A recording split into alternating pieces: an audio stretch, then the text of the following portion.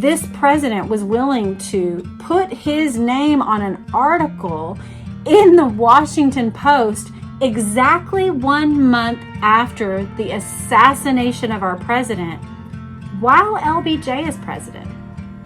It's very interesting.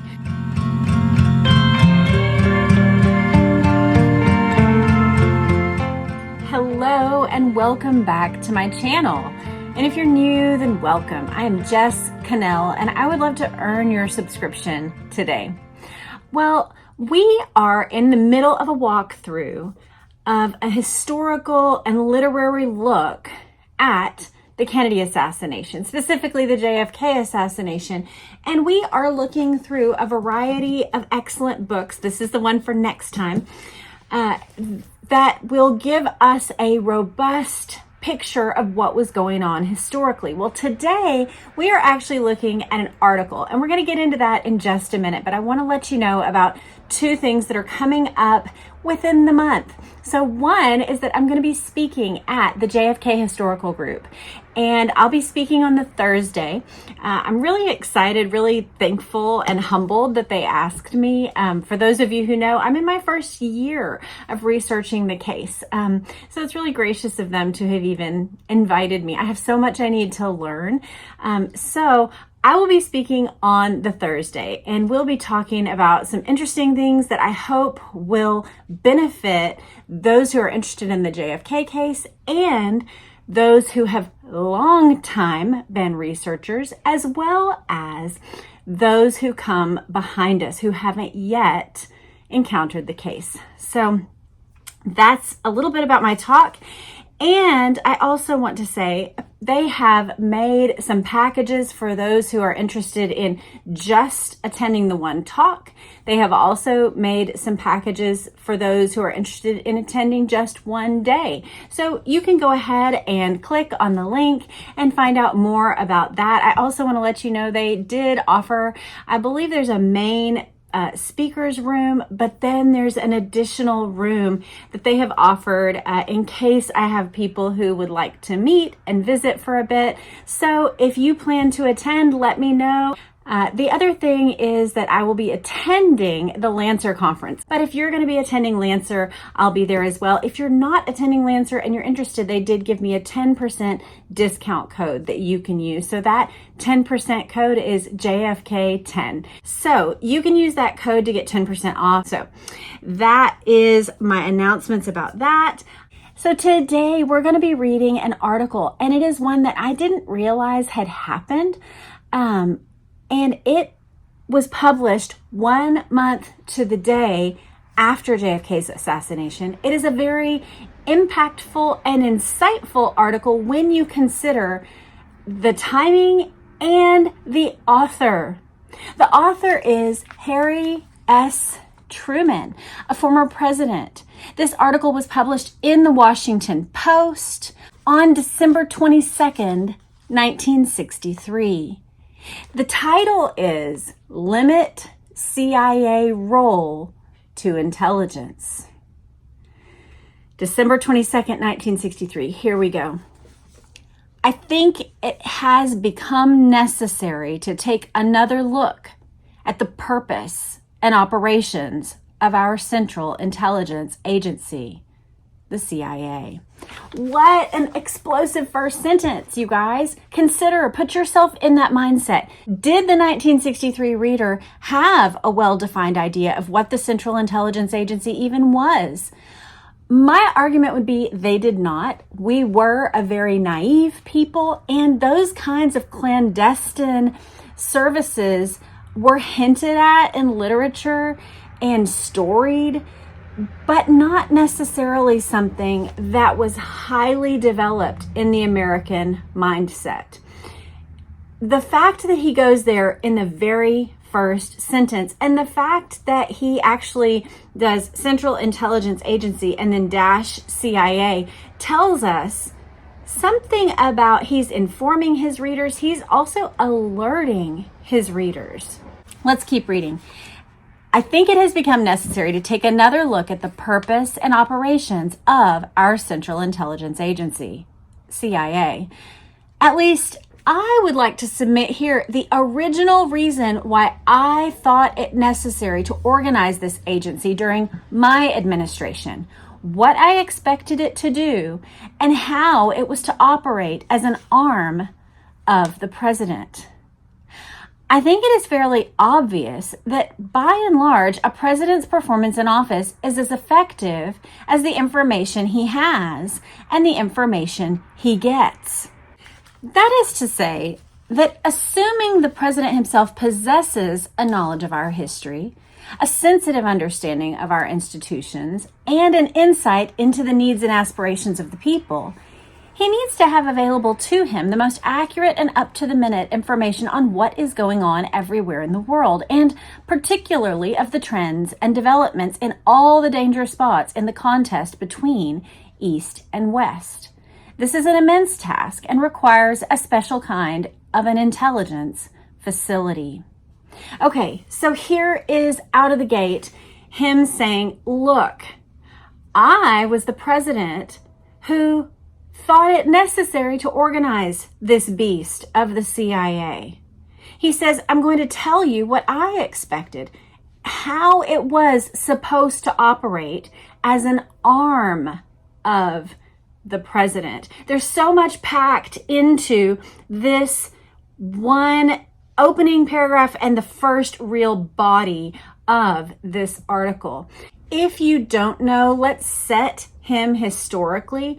FDR, Franklin Delano Roosevelt, was our president from 1933 to 1945. He actually was elected to 4 terms as president. He is the reason why we actually put in an amendment to say, we want presidents to only serve 2 terms, just like George Washington historically had set the pattern to do.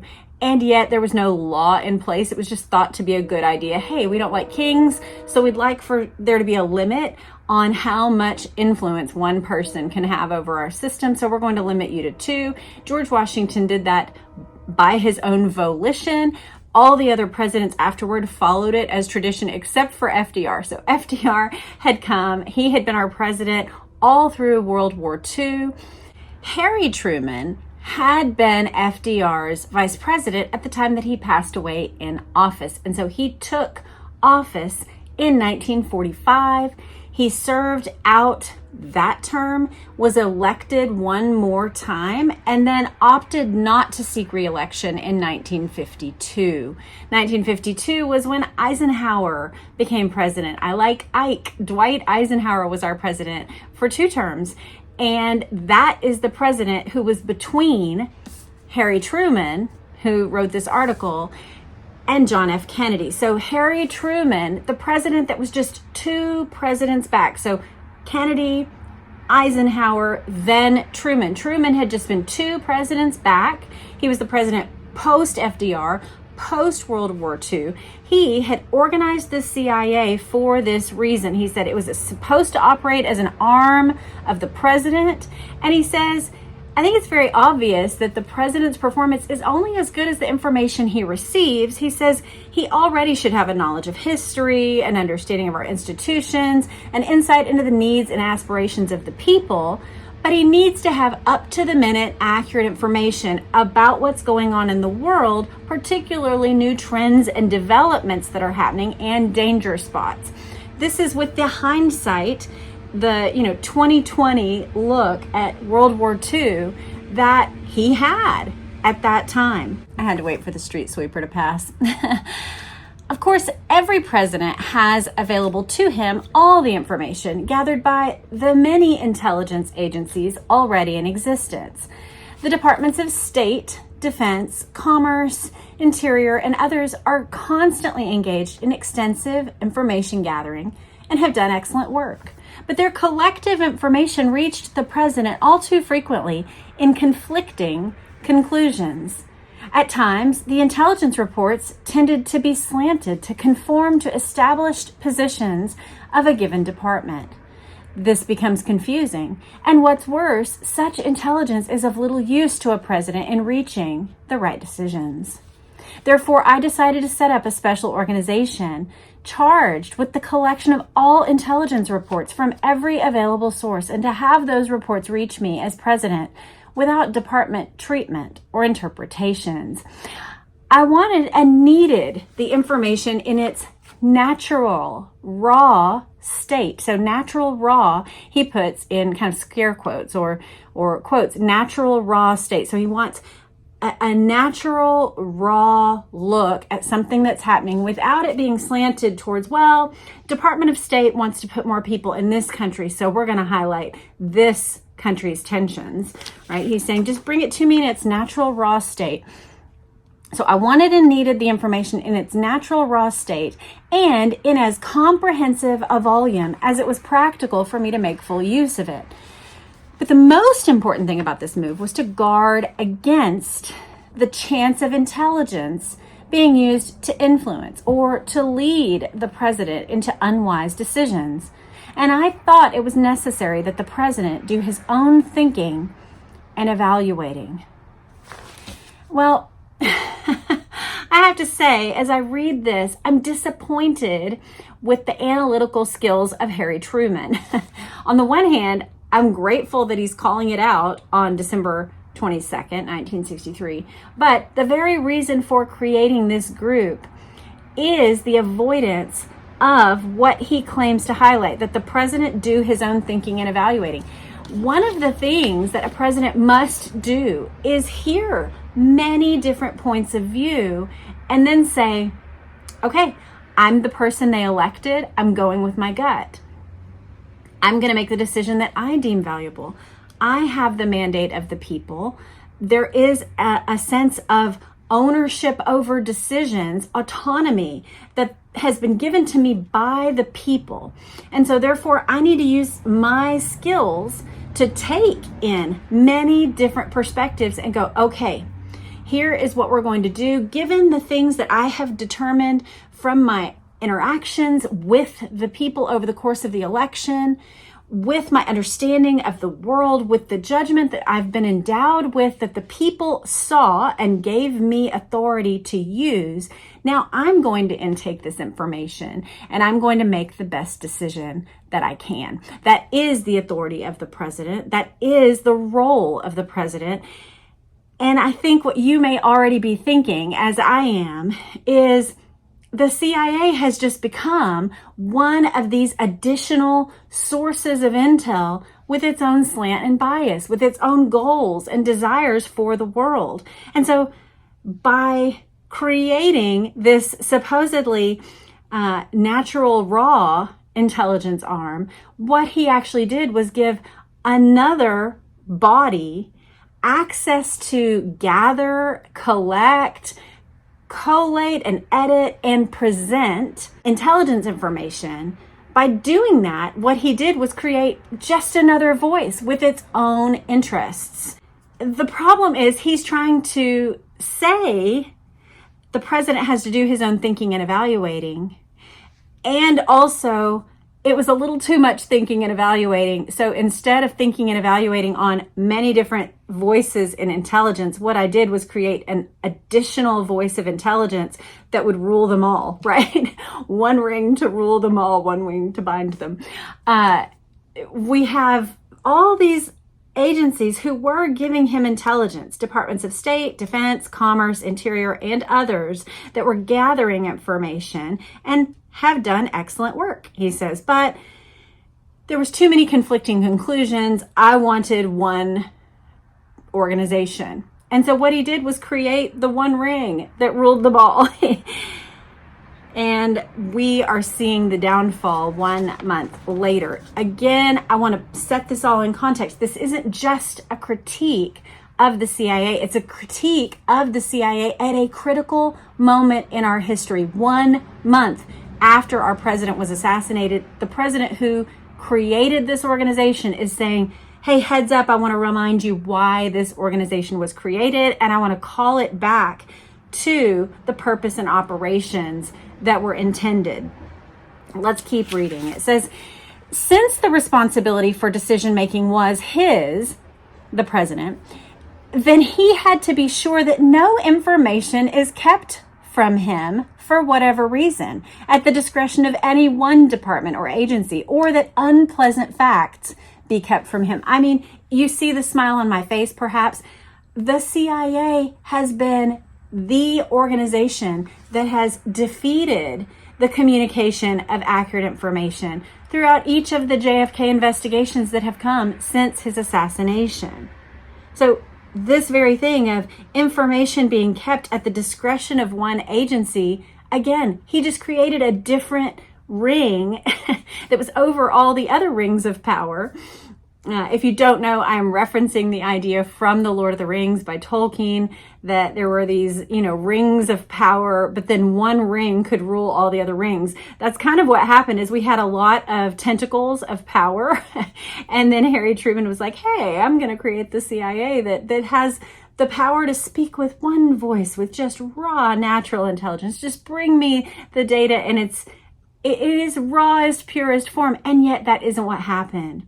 What happened is this, source of power starts to have its own gravitational pull. This source of power has its own bias. So now he just gets another voice, but he fails to recognize, and Eisenhower and Kennedy either fail to recognize the power and force of that one voice, or as happened with Eisenhower, who warned about it, and as happened in potentially even greater and more deadly way with JFK, they start to notice and yet can't undo the power that was created. He says, there are always those who would want to shield a president from bad news or misjudgments to spare him from being, quote, upset, end quote.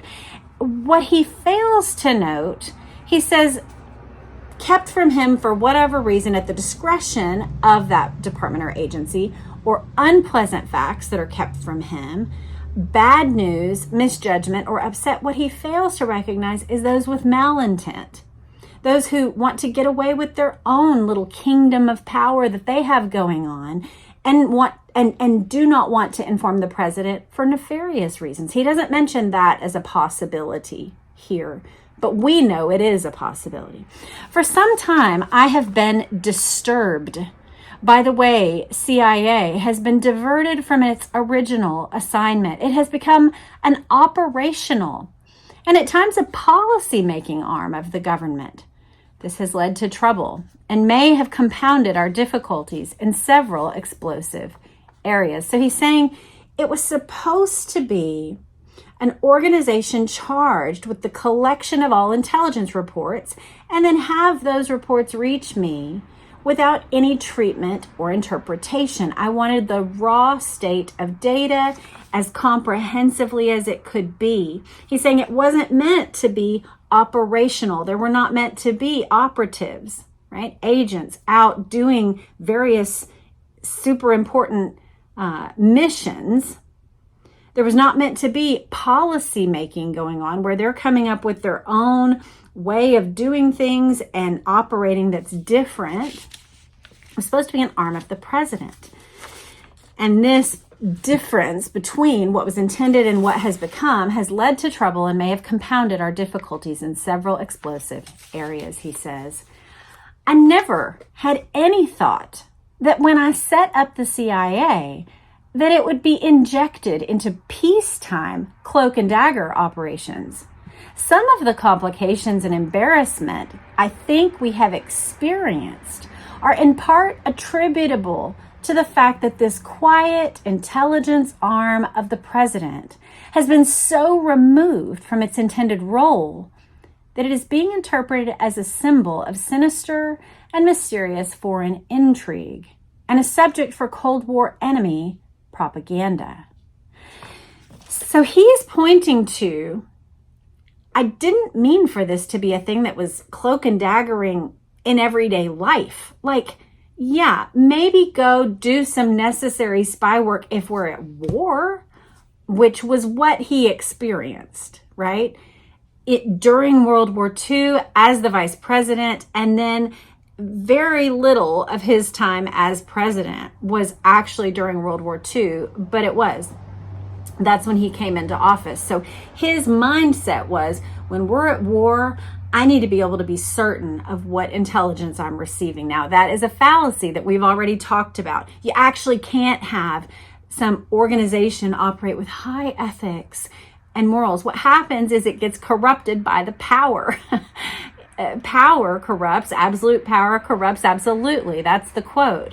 And so when you give multiple intelligence agencies, right, for commerce, for Department of State, whatever, then they each come with their own biases, but you can recognize those biases. But if you try to create an organization that is the overarching intelligence gathering service, you're just creating another gravitational pull of power, only it's one that purports to have no bias, only high ethics guiding it, except he's saying, nope, they went far beyond what my intention was for them. And now it's created this otherworldly organization that has sinister and mysterious intrigue about it, that's a subject for Cold War enemy propaganda, that our enemies can say, here's what they're doing, here's what's going on, here's the way that they operate in our countries. And we are not able to say, nuh-uh, we didn't do that. Instead, it's like, oh, we actually don't even know everything that's going on because they're cloak and daggering all over the world. Whether or not we're at war with a country, they're out there doing that. And that reality is still present today. Truman's observations here, 1 month after the JFK assassination, are still true 62 years later. The way that other countries interpret us as a nation is highly influenced by the way that this cloak and dagger organization operates in other countries. Now, I will say, at least according to CIA agents, so we have to, think, how much do we trust them? But there are many different CIA agents who now speak relatively openly and say that prior to 9/11, that the CIA was sort of a Wild West of intelligence operations, versus now that there is a bit more accountability involved. Whether or not we believe that is our own determination to make. But I do want to point out that there does seem to be some sort of difference between pre 9/11 CIA behavior and post 9/11 CIA behavior. So I think what happened is a new ring of power was created with the DNI, but it still doesn't mean that there's not cloak and dagger under, black ops organizations or missions happening. Well, let's finish up the article. He says, with all the nonsense put out by communist propaganda about, quote, Yankee imperialism, quote, exploitive capitalism, quote, warmongering, quote, monopolists, in their name-calling assault on the West, the last thing we needed was for the CIA to be seized upon as something akin to subverting the influence in the affairs of other people. So he's saying communists accuse us of being Yankee imperialists, that we pretend to have this democratic government, and yet we're basically like an empire of our own, is what that propaganda piece would mean.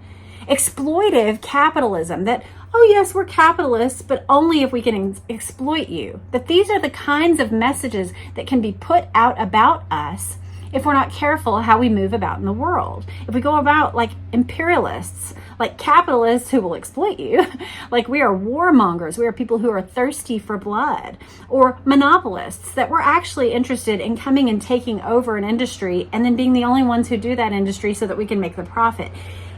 If they can accuse us of those things credibly, he's saying we have a problem.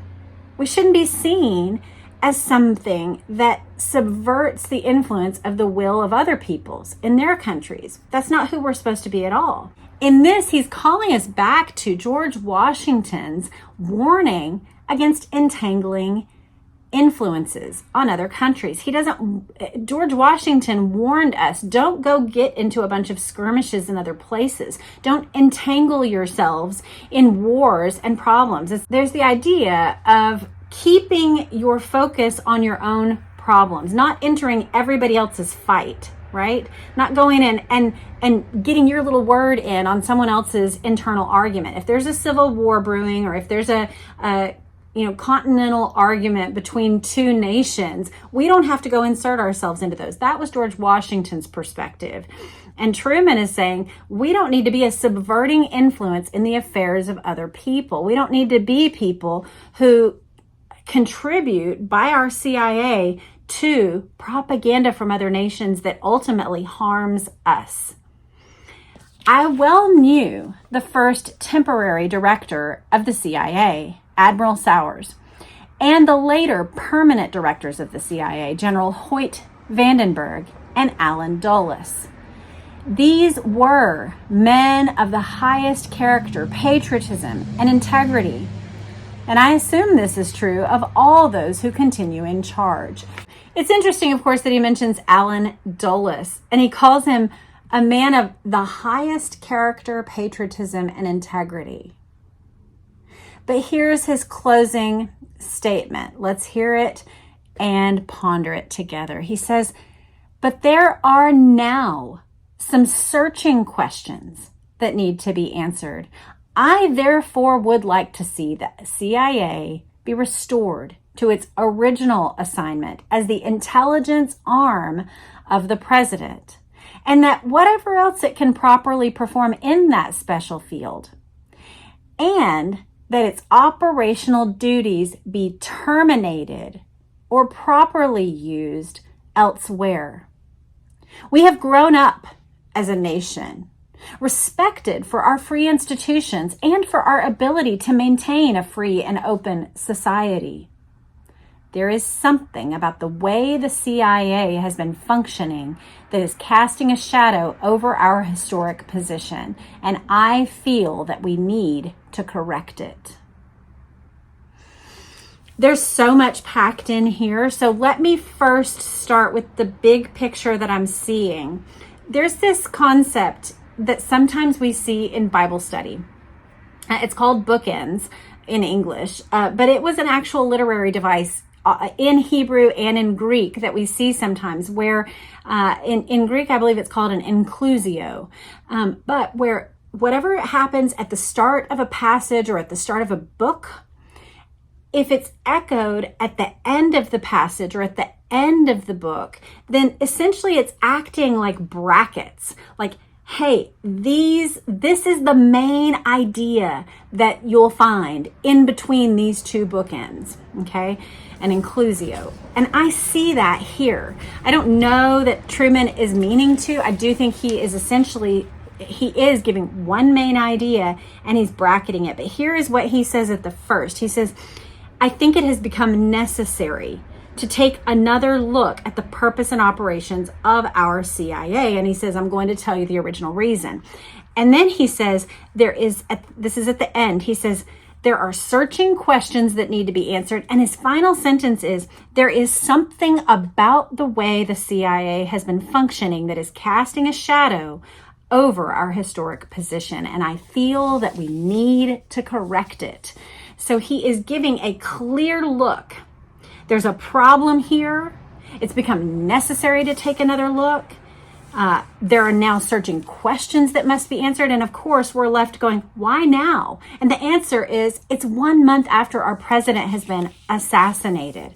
And he is calling for not just take another look. He's actually saying there, embedded in the end, I'd like it to go back to the original function and that operational duties be terminated or properly used elsewhere. So he's saying, if we do have military operations happening, they're properly under the military branches. If we have Department of State intelligence operations happening, those need to go back. Those departments have oversight, whereas this one, it says, he contrasts it. He says there's free institutions that we're respected for. We have a free and open society, but that the CIA has been operating in a way that casts a shadow over our historic position.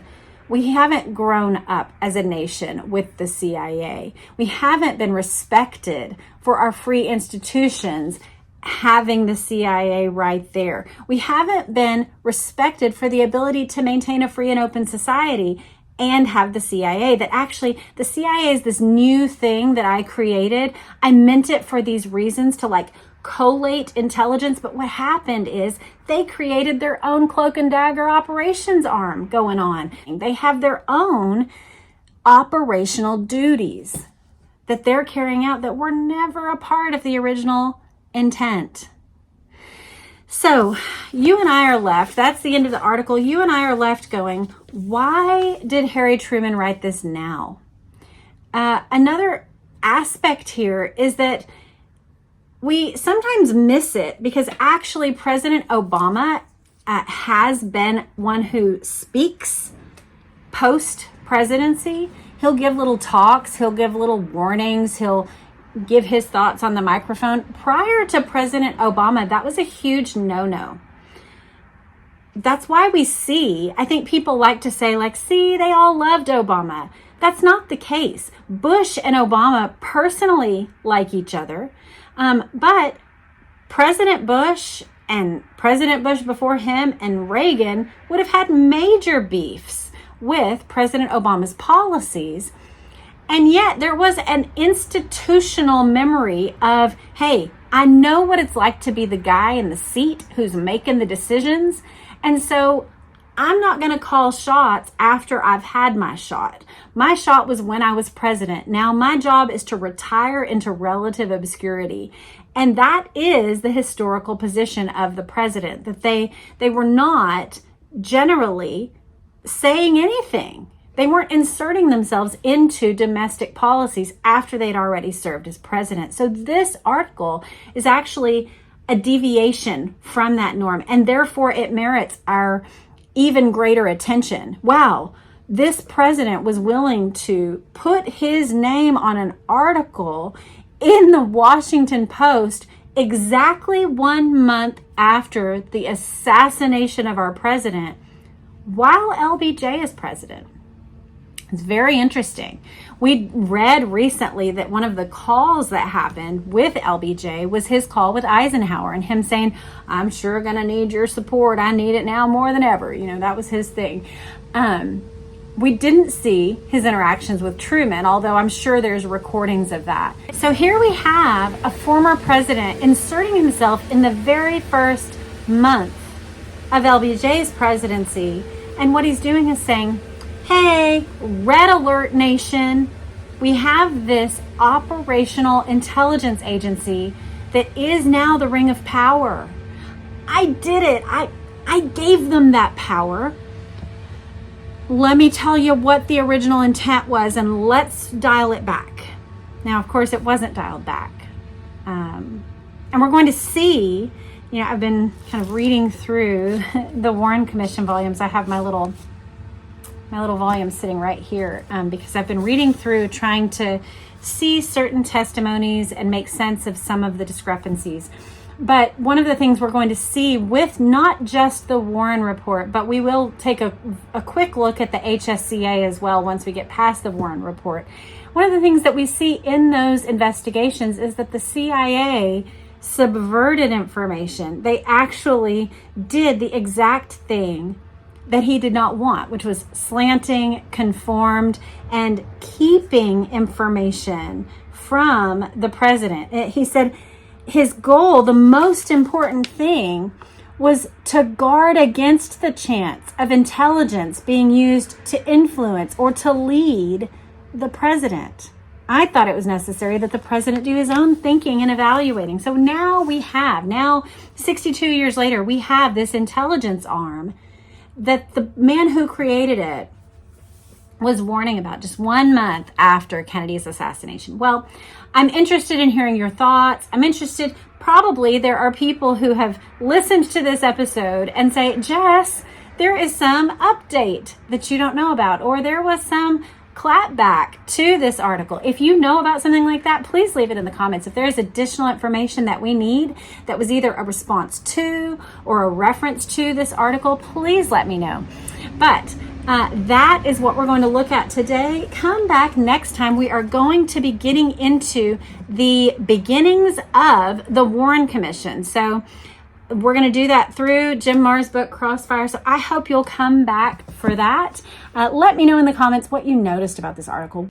What do you find most fascinating about this? For me, it's just the fact that one of our presidents pushed past that norm of a president not intervening, and he publishes 1 month to the day from our president's assassination a stern rebuke and a call to discipline and alteration of the CIA. I think it's very telling. The timing, the Washington Post presentation of it, and just the fact that it happened at all. That's what stands out to me. That's what's most significant to me. Let me know what you think. We'll see you next time as we enter the Warren Commission. Take care. Bye.